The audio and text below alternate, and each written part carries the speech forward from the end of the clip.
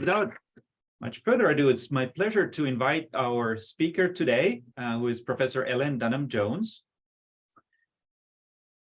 Professor Dunham-Jones is the Professor of Architecture and Director of the Master of Science in Urban Design program at the Georgia Institute of Technology in Atlanta, Georgia.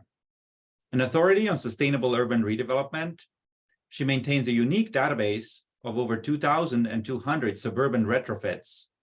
And she is a co-author with June Williamson of 2 award-winning books. The first book, Retrofitting Suburbia, Urban Design Solutions for Redesigning Suburbs, received a Prose Award as the best architecture and urban planning book of 2009. The second, entitled Case Studies in Retrofitting Suburbia, Urban Design Strategies for Urgent Challenges, published by Wiley in 2020, expands on the first book by examining how new retrofits are helping communities disrupt automobile dependence, improve public health, support an aging population, leverage social capital for equity, compete for jobs, and add water and energy resilience.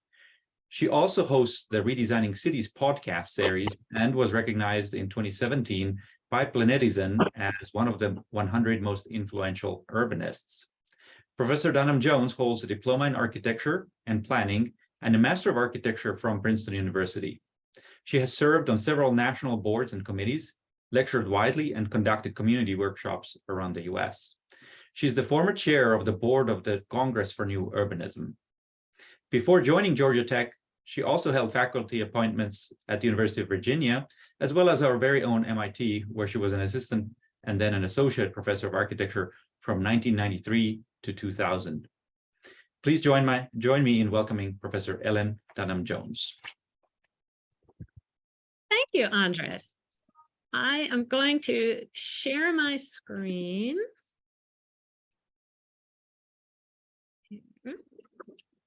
Okay. Great. I am really delighted to return to MIT. I'm sorry, it's only virtual, and to be in such great company on this, I think, terrific lecture series. But I have to admit, I'm also more than a little trepidatious, given some of the other speakers. I am not a data scientist. I rely on my PhD students to explain the algorithms and analytical data, and terrific colleagues like Tarek Raqqa, a PhD alum of MIT's BT program, who I co-teach studios with. I am an architect and an urban designer, mostly researching case studies of suburban retrofits. And my topic for today is trends versus data, and why I mostly do the former and struggle with the latter. The image on the right is the second book that June and I have written and that Andres described, whereas the first book focused on why suburban typologies and morphologies evolved as they did, and the unintended consequences that as they're aging and underperforming are driving them to be retrofitted. At that time, for that book, we had 5 detailed case studies.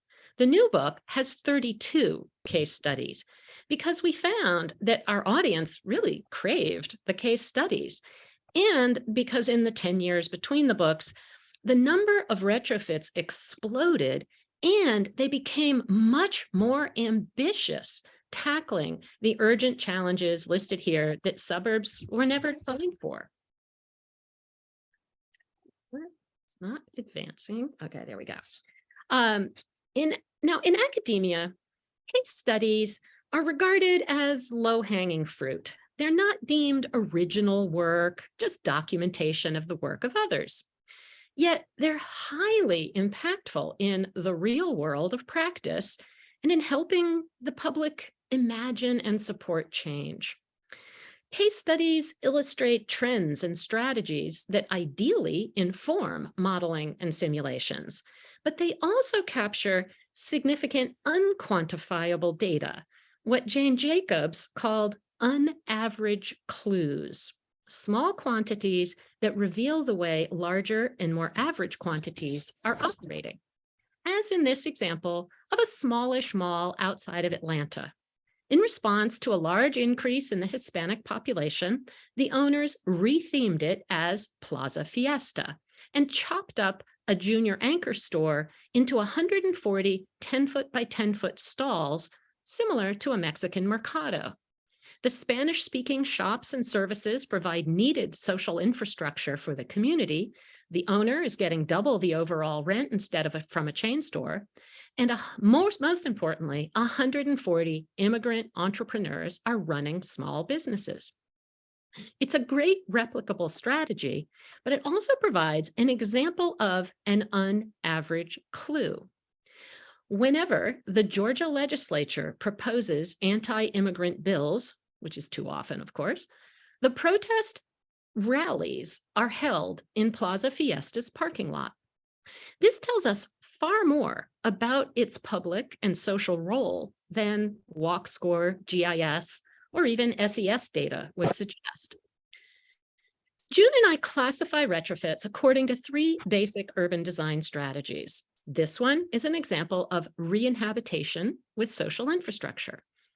By keeping the existing box, it preserves embodied carbon, but it does remain car dependent.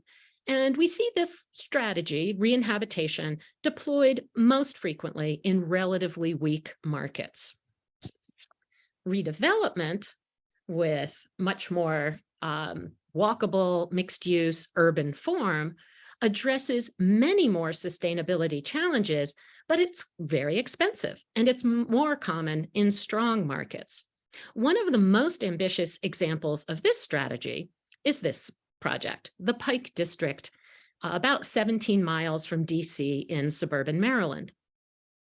4 miles of aging, sprawling, car-dependent properties along the 8-lane Rockville Pike Highway are being densified into a corridor city by the insertion of a walkable network of public streets on privately owned land. The owners are happily paying for it in exchange for higher density next to the existing rail stations and the proposed bus rapid transit stations that will run along the highway when it goes on a road diet down to 6 lanes. The before and after images on the left show the very first part of this development, this redevelopment, the first piece. Redevelopment of a 30-acre strip mall, also circled in blue on the plan in the middle, that shows all of the new streets in red dotted lines, and below that, the planned 4 miles of redevelopment. These are dramatic before and after conditions, both at the urban scale and in terms of how buildings meet the ground and the sky. How would you measure its performance? I'll come back to that. The third strategy, urban design strategy for retrofits, is regreening, as in this retrofit of a dead suburban style mall built on top of a creek in the working class downtown of Meriden, Connecticut. After a series of disastrous floods, the mall has been demolished and the property turned into a stormwater park. It's designed a bit like a bathtub. It's a public green space most of the time, but it retains the area's stormwater when needed, as 2 summers ago, shown here. It removed 227 downtown properties from the floodplain and has triggered public and private sector ripple investment. Again, a great project, but regreenings only account for 2% of the entries in my database. Now, most redevelopments do include more green space, street trees, etc., than what they replaced, but we still need many more financial and policy tools to promote and facilitate regreening. So those are the 3 strategies. Now, in my experience, case studies like these, told in more detail than I've shared with you, are often more useful than data at inspiring decision makers. Most mayors, developers, planning directors, bankers, and voters may fear missing out on smart cities technology and or want to measure performance, but they don't understand why the output of a model or statistical analysis should be trusted, while they do understand before and after photographs accompanied by a story. The data is not unimportant, but telling stories is too. This map is on June's and my website, retrofittingsuburbia.com, and shows a selection of 100 of the mall retrofits that have been significantly completed. It's kind of a teaser because I don't make the database publicly available. It just has way too many typos, personal notes, like good urbanism, UGG architecture, or vice versa. It's not ready for prime time. The database is a unique, messy, not very sophisticated Excel series of spreadsheets where I track a wide variety of suburban retrofits, and in the process, monitor trends and, frankly, create my own data. For instance, I can tell you that retrofits have been proposed at 571 shopping malls. That's out of the approximately 1,500 properties that at one time or another have been an enclosed mall. 208 of those 571 have been completed. 93 of those are redevelopments, mostly into mixed-use town centers. 73 are re-inhabitations, mostly with office, medical, and education uses. Only 3 are regreenings. One of the really important stats or cases to learn from are that 72 proposals have failed, mostly due to lack of financing and wishful thinking about the market. I could tell you similar numbers and trends regarding dying office parks, car dealerships, garden apartments, et cetera, et cetera, et cetera. The schematic on the left shows the various categories in the database as of late 2018. The categories are the same, but the number of retrofits has really surged since then. By mining my database, I pick up on all sorts of unaveraged, useful, what I think are useful, trends and insights.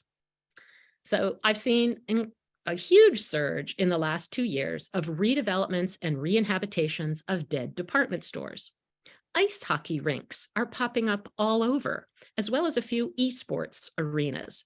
Life sciences are particularly common in Massachusetts, casinos in Pennsylvania, multifamily housing everywhere, but affordable housing, particularly in California and New Jersey. More and more of these retrofits are being initiated by the public sector. Redevelopments in Austin are the most progressive on energy, and there's a watershed district in Minnesota that rocks it on water quality. And during election season, I enjoy discerning which way the purple suburbs are likely to vote based on their retrofit history. It turns out to be pretty accurate. But much as I believe these retrofits are more sustainable than what they replaced, it's hard for me to prove it because the actual performance data, especially the back data, is so hard to get. We found this out working as a sub-team of a larger NSF grant in 2018-2019. Our job was twofold. One, to use the database to see what infrastructural changes were actually getting built. Not surprisingly, we found way more retrofits to transportation infrastructure, and sadly, very few energy infrastructure retrofits. Now, two, and more importantly, we aspired to learn how retrofits were actually performing using real, not simulated, but real after the fact data. Our hopes for scraping the web for performance data faded very quickly. Getting back data to do before-after comparisons proved extremely hit or miss. Long story short, we ended up severely narrowing our metrics. We did have to rely on simulations for the energy performance, and we focused on only 8 retrofits as a way of quantifying the impacts of changes to the social, transportation, water, and energy infrastructure. One of those was the Pike and Rose redevelopment I showed you as that first piece of the Pike District. This slide shows what we were able to calculate for Pike and Rose, mostly manually.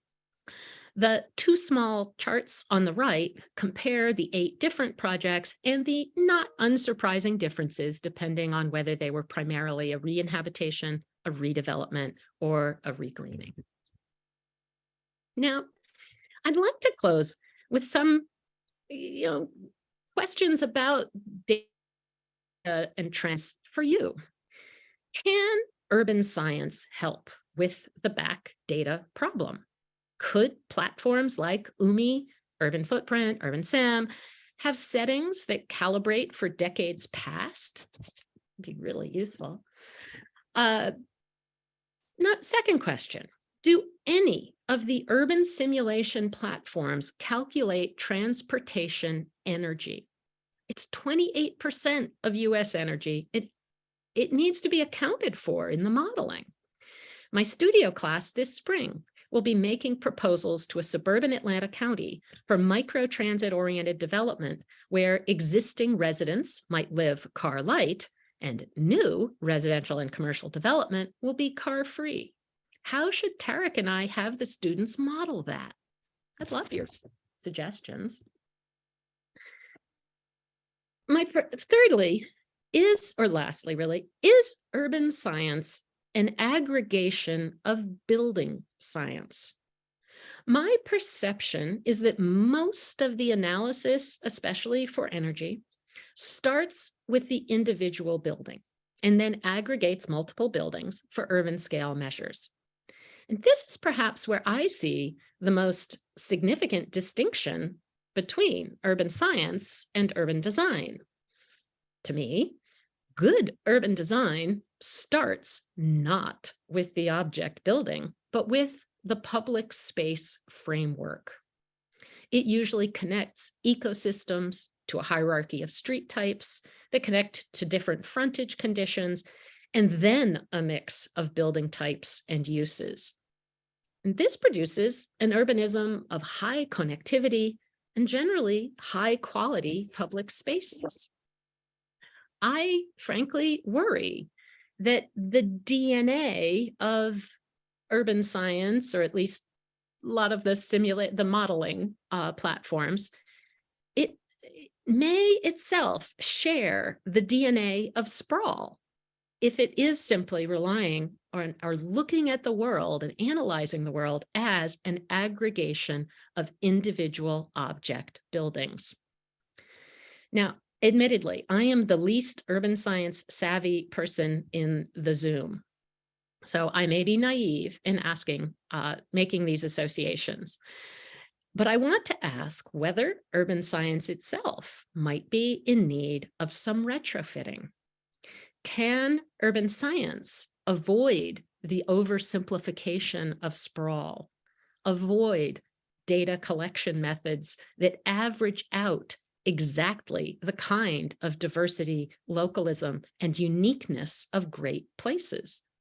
Can it be designed to instead value trends and unaverage clues? And with that, I'd love to have some discussion. Great. Thank you so much for the stimulating presentation.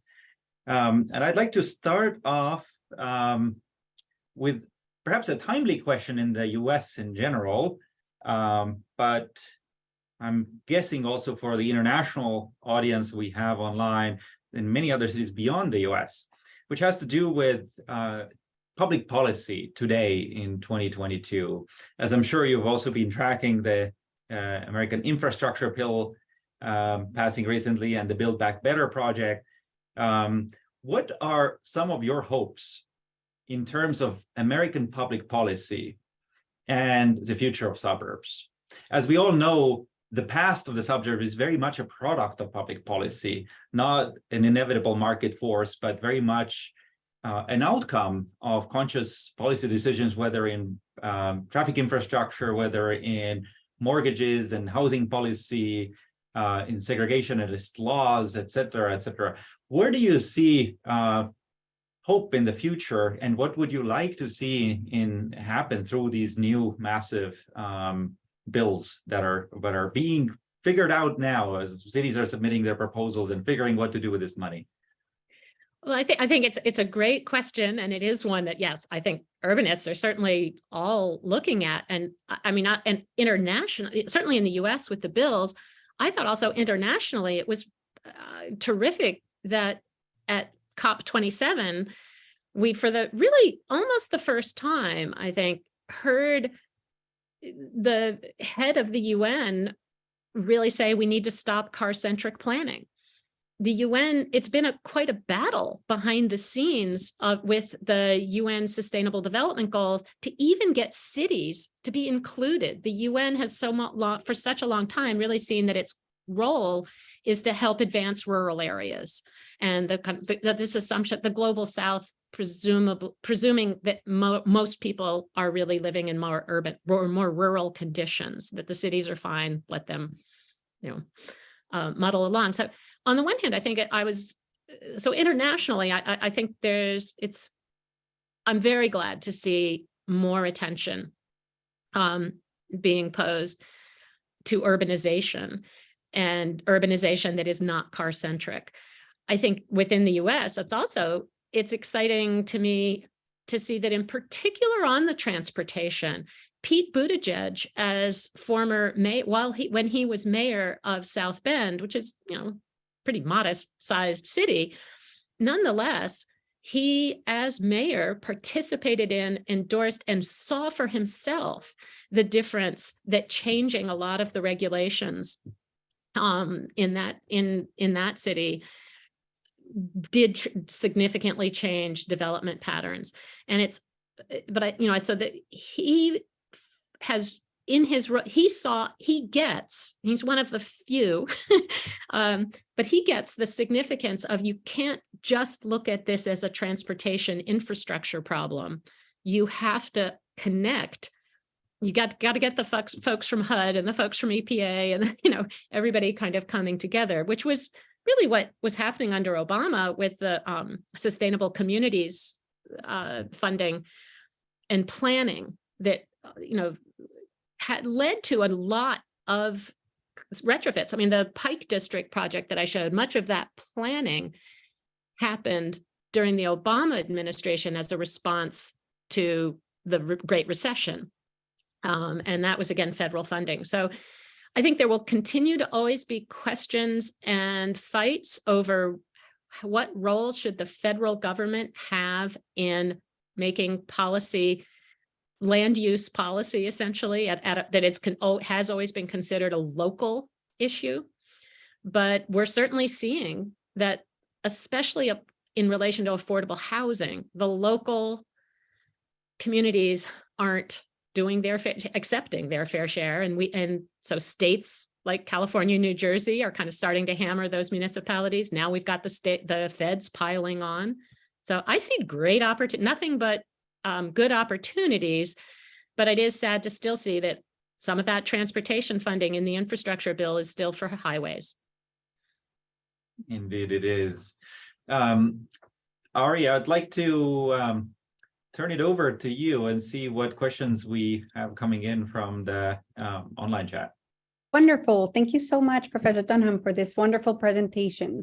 So maybe I'll just get it started with a question about your retrofit database. I was curious. So during your presentation, you mentioned that you had 3 basic urban design strategies. And I was just curious if you could speak a little bit more about how you decided on those 3. Well, I think, because we have so many retrofits, I'm the one who maintains the database, but June and I very much collaborate on the writing and the analysis and all of that. And there had to be a way to organize them and help us really understand what the trends were. And again, we're urban designers, we're focused on form. And so that was those 3 were a pretty simple way for us, a pretty simple formal distinction from the existing. And I will say that I think in all cases, the best retrofits combine aspects of all 3. So a really good redevelopment will always still preserve some buildings, re-inhabit some buildings and connect us to the past. It will also have redevelopment to connect us to the future, and hopefully also does some regreening to connect us to nature.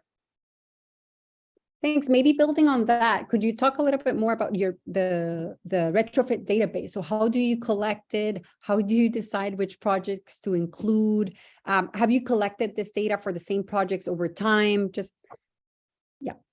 Yes, yes, and yes. So I am a geek at heart. I love working on my database. It's like the thrill of the hunt. Ooh, found one in South Dakota. Yes, I enjoy searching for them and seeing what is out there and what I can find. Mostly my means of doing that, for the most part, it's Google News alerts or just Google searches. If I'm invited to speak somewhere, I'll just, Google around and see what the news has reported. But I also am connected with many of the firms that are doing this work. And they will often share with me, not often enough. I need more, but honestly, the database has kind of gotten away from me. It's been much harder to keep up now that there are just so many projects going on. And June and I have kind of gone back and forth a little on how to characterize them, because increasingly, as I said, they're addressing so many more challenges and layering these challenges. When we wrote the first book, we had 80 case studies, and all of them were basically reducing car dependence. That was where the bar, if you were doing anything to reduce car dependence on a previously existing suburban site, you got in the book. That was pretty much the bar. But now we're just finding so many, as I said, more ambitious, but it's in different combinations of how some projects are doing really interesting things to address an aging population and at the same time stormwater. And should we be characterizing them more by the challenges that they're addressing?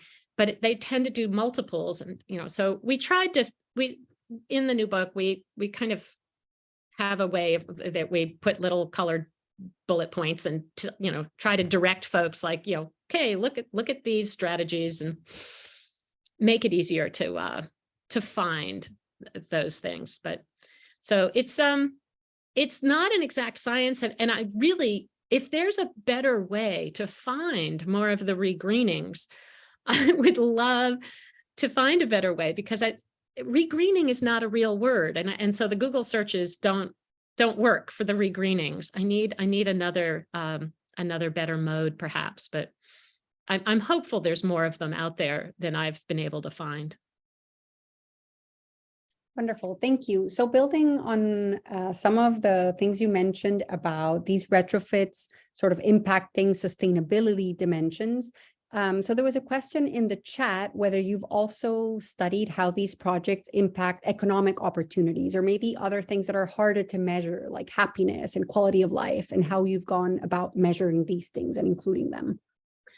We do, and actually I'll also go back to you asked whether I track them over time, and I absolutely do. So in the database, I find that really, really important. So I'm always sort of tracking the first time something is announced, how long it took before it got approved and financed, sort of becomes real, and then whether it's been completed or not. And I have a notes section where I'm just constantly going back and sort of updating, because these projects take a long time, most of them. I mean, and they're at different scales, and some of the smaller ones can happen pretty quickly, but understanding just how long they take, I think, is actually useful, really useful knowledge in and of itself. So the question on, yes, environmental, yes, we look at economic a lot. So one of our chapters in the new book is on competing for jobs, and another one is on adding water and energy resilience. And it's really fun to see which case studies fall in both camps, because there are plenty of times they do. Almost everybody is doing, I mean, the EPA regulations since 2007 pretty much require everybody, redevelopment has to now capture more stormwater on site than any of these projects were required to when they were first built. So you're always seeing water, stormwater issues being dealt with in new ways. And but some are doing it more dramatically and really doing it just underground, and others are doing it as an amenity space. So it's always interesting to see that. The jobs, we see a lot of redevelopment of older office parks, about 150 now, more or less, in the database. Corporate campuses and older suburban office parks are trying to compete with the downtowns by now going more mixed use and including housing and bringing in more restaurants and more shops. And but those are also, they tend to be really large, they're often 1,000 acres, some of these office parks. So it's very long timelines. But again, there's a lot happening, sort of both at the level of office type jobs and the re-inhabitation that I showed, sort of, the Plaza Fiesta, local small businesses. So both are really important, and the strategies will very much depend on the market. I think the happiness issues, we actually, one of our case studies, we focused quite a bit on the loneliness epidemic. There's one of the case studies, the CEO of the US, one of the largest, if not the largest, owner of grocery anchored strip malls, decided she wasn't sure if that's really going to be the future of development, although they're extremely successful. And she heard the Surgeon General talking about the loneliness epidemic, and she completely related to it. And she said, I know that my suburban women customers relate to this as well. And so the Mosaic is a very interesting mixed-use town center in Northern Virginia, about 18 miles outside of DC, that they made a little town. We see these programmed town greens in just popping up. Every mixed-use town center now has a town green, but it's the programming of it with yoga classes, farmers markets, festivals, movie nights, all of those things are deliberate attempts to try to increase happiness, to encourage people to come out of the house. What Mosaic did that was really smart was they put a big LED screen up, and it's part of a whole long story of the history of the site, but that LED screen means they can very economically program the yoga classes in the mornings.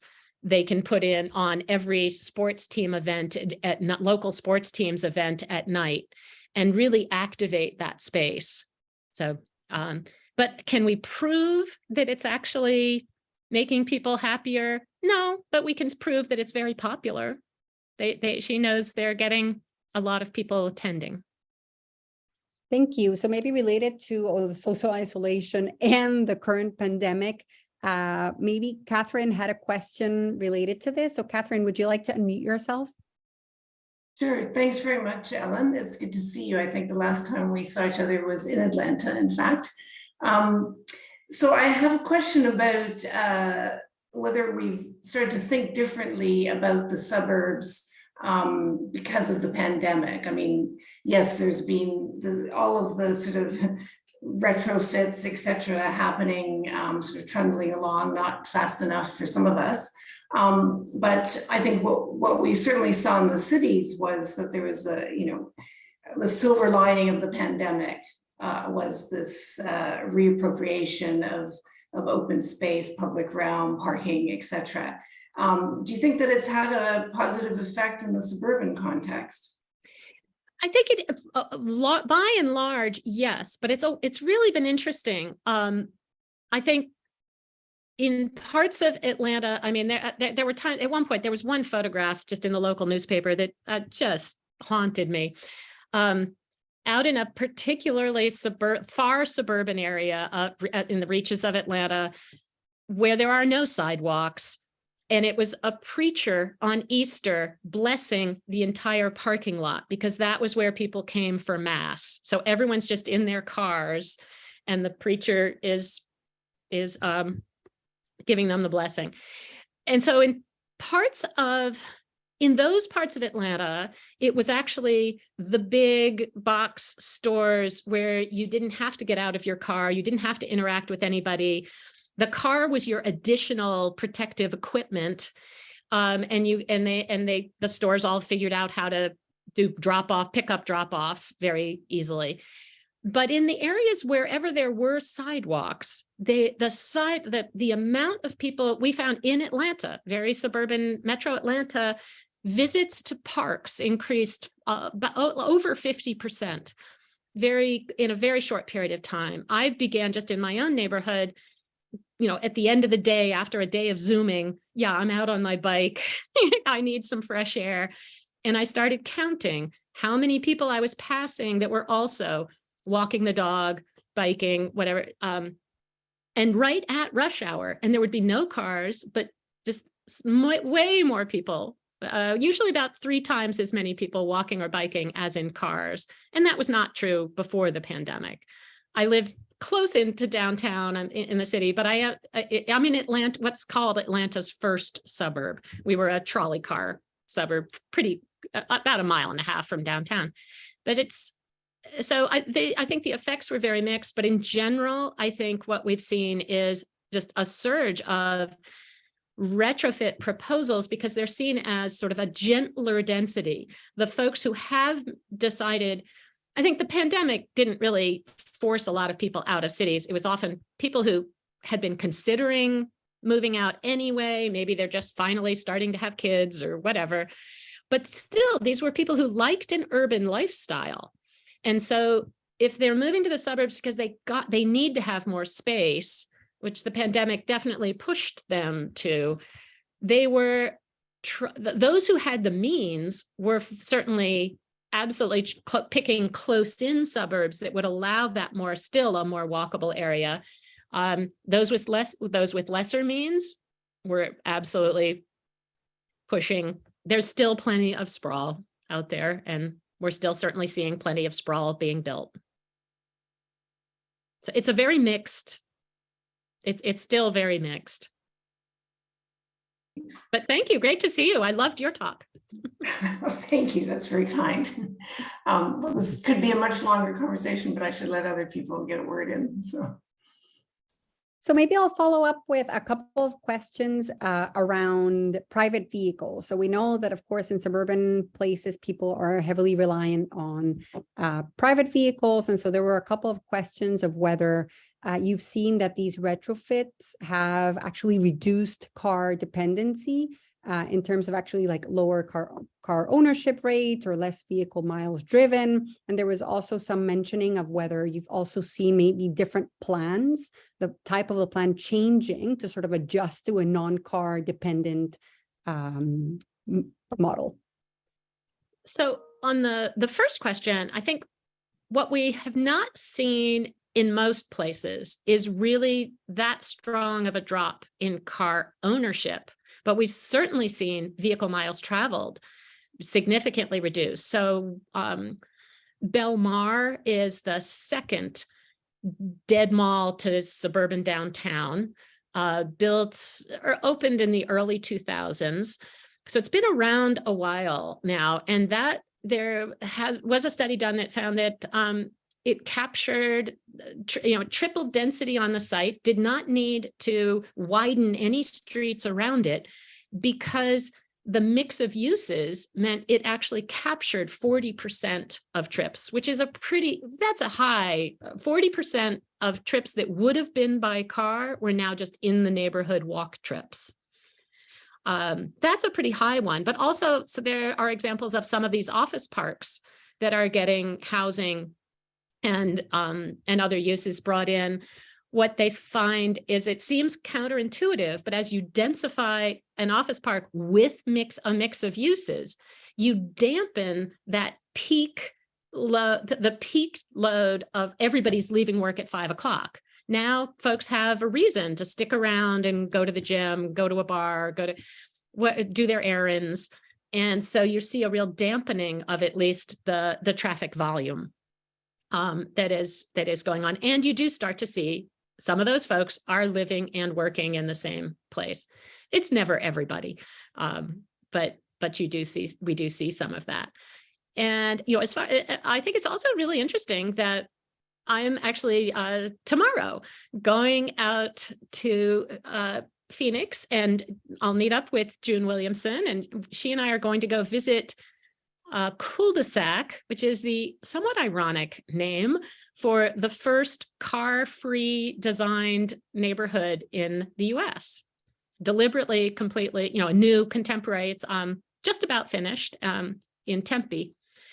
And so there, I think we are certainly seeing, and it's right at a transit station. But what's kind of interesting, especially interesting to me, is that one of the things that it's really doing, the designers are really focused on microclimates, because they're saying, if we're going to try, if we want this to, we're right at a transit station, we're not providing folks with parking, but we also want to make that the walking in a dry, hot, arid desert climate be as comfortable as possible. So they're really, it's sort of by not having the car, it's given them a reason to really focus that much more on thermal comfort, which I think is really interesting.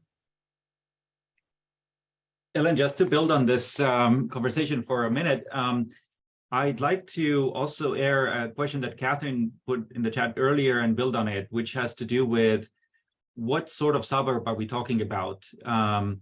A lot of the examples you showed, I think, concern big box development and redevelopment, shopping centers or large parking lots redeveloped into denser urban patterns with smaller block streets and mixed use development.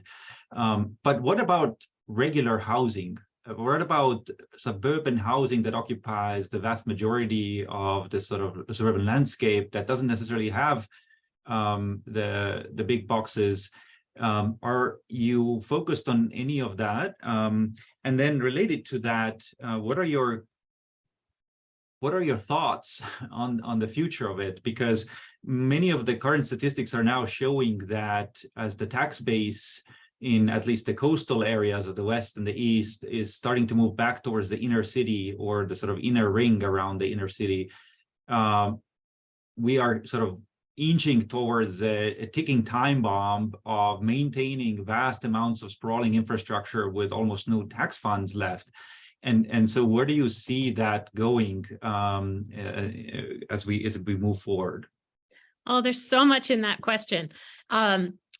Very quickly, I will say that Brenda Case-Shear, I think, has done a terrific job years ago writing about describing different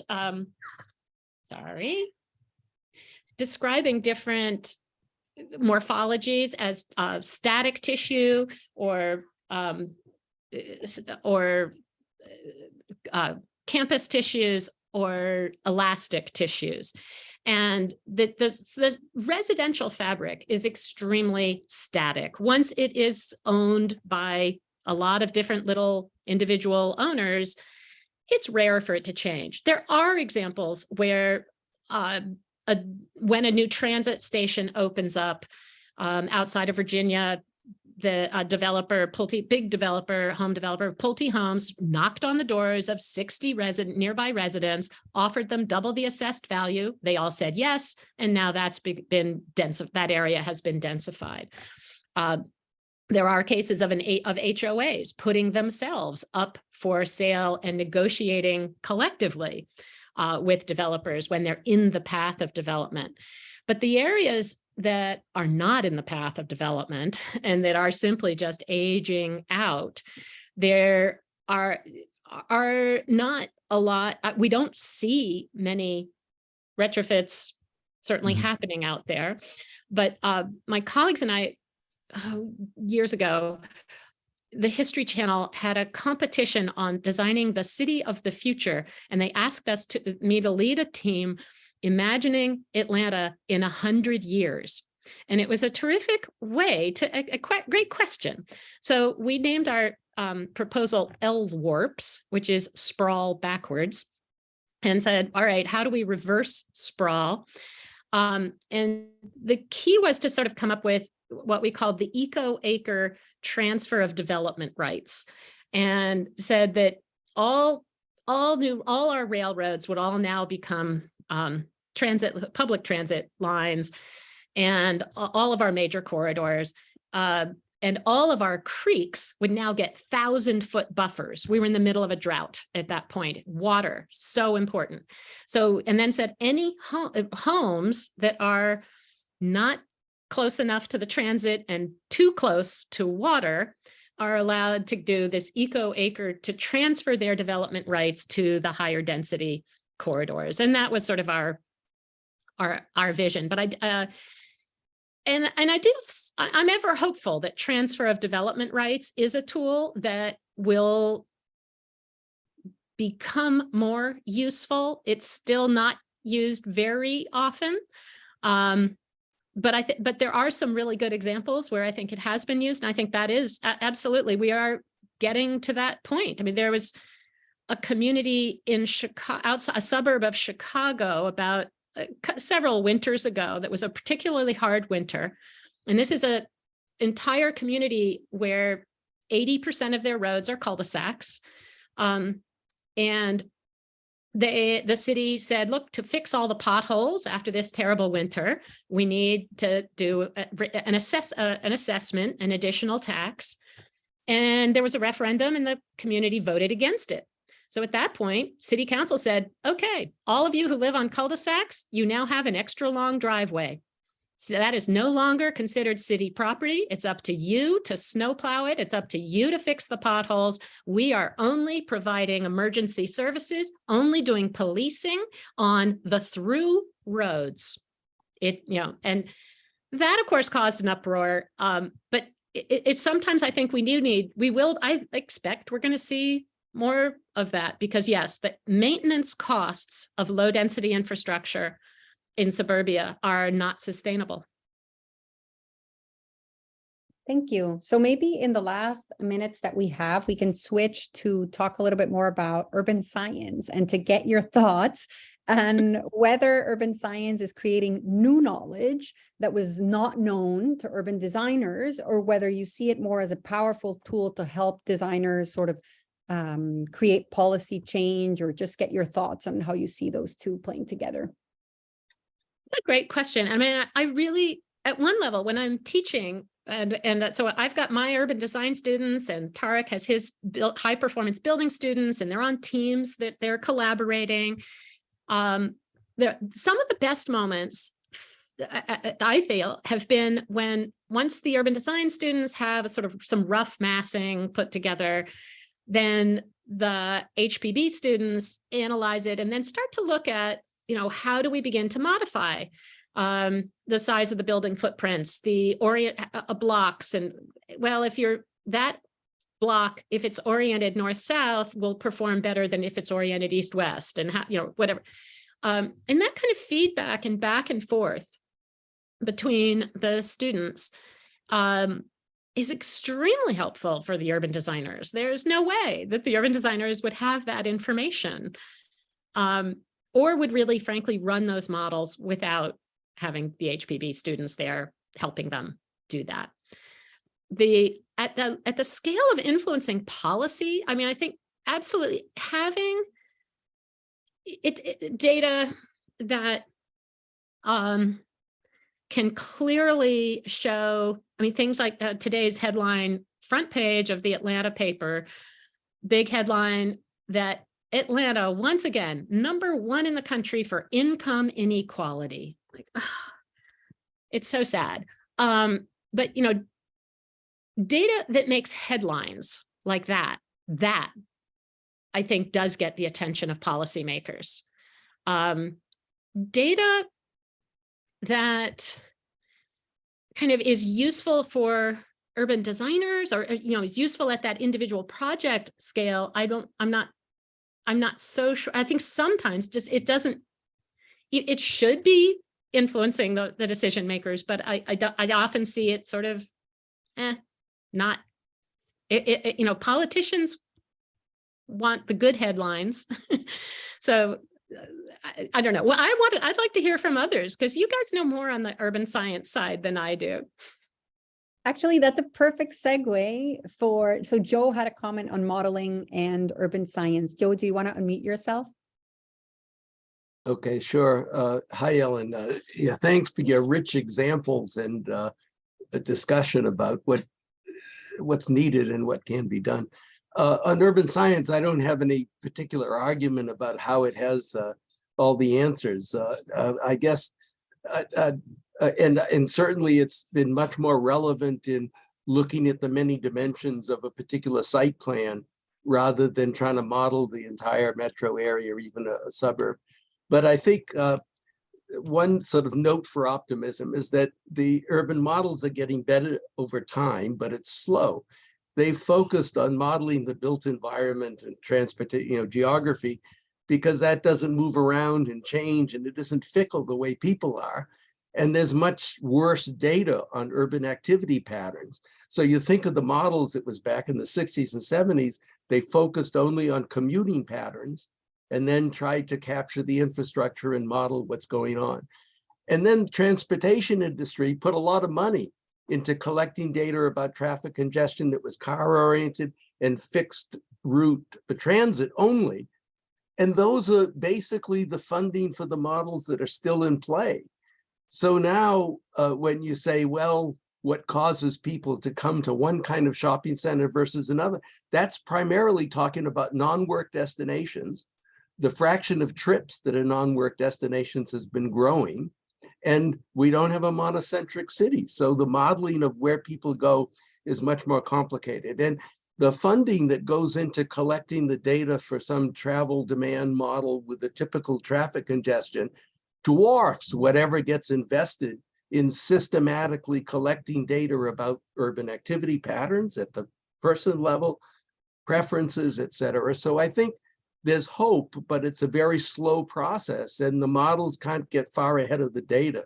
So I think there are some. And along those lines, I wondered whether after the pandemic, then whether all this work from home is sort of changing the way in which you see people looking at redoing suburbia, especially those sort of suburbs that are in the periphery of the big cities and can be a sub-center and the like. I mean, I obviously focus more on the retrofits where it's the places that have already been built out, but I do see what's happening with new development, and I would say that most of the new suburban development in the really since the pandemic, prices have been high for the contractors, for both for land and but especially for materials. So the lot sizes have generally gotten smaller. There's a little more opportunity for them to be there, so in that sense, they're starting to get a little bit more sustainable. I think there are still real problems with trying to introduce affordability, especially the further out you go, the areas, the local areas just tend to say, we don't want affordable housing here. And that's still enormously strong. So I do think one of the really more interesting things that I'm seeing is an interest though in trails. So the one in it here, especially in Atlanta, our biggest economic driver right now in terms of development has been the conversion of a rails to trails 22-mile loop called the Beltline. And now all of the suburbs are like, well, we're too hilly, we're too big, we're too spread out. We can't suddenly urbanize, but we can put in trails.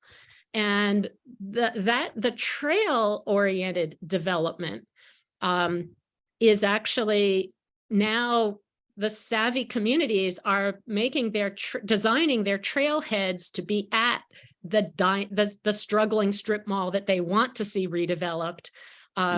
So and writing regulations that I think are very clever, again, in terms of how they're really designing their trails around a vision of that's both about redevelopment and regreening, frankly. So that's been, I think, particularly interesting out in some of the further out areas. Great. But I agree with you on all of this. Thanks. Thank you, Ellen.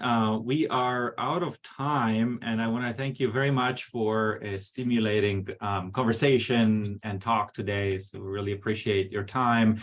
We hope to see you back in person at MIT at some point as well. And I'd like to remind everybody that next Monday, we will be joined by Mike Batty. So perhaps a shift towards an urban science side of the conversation again. Mike Batty is a professor at the Center for Advanced Spatial Analysis at the University College London. And we look forward to seeing you back again. And we have 2 more lectures left actually this semester. So again, thank you so much, Ellen. If you have a minute, we can maybe stay on a breakout room on Zoom, and hope to see everybody else again next week.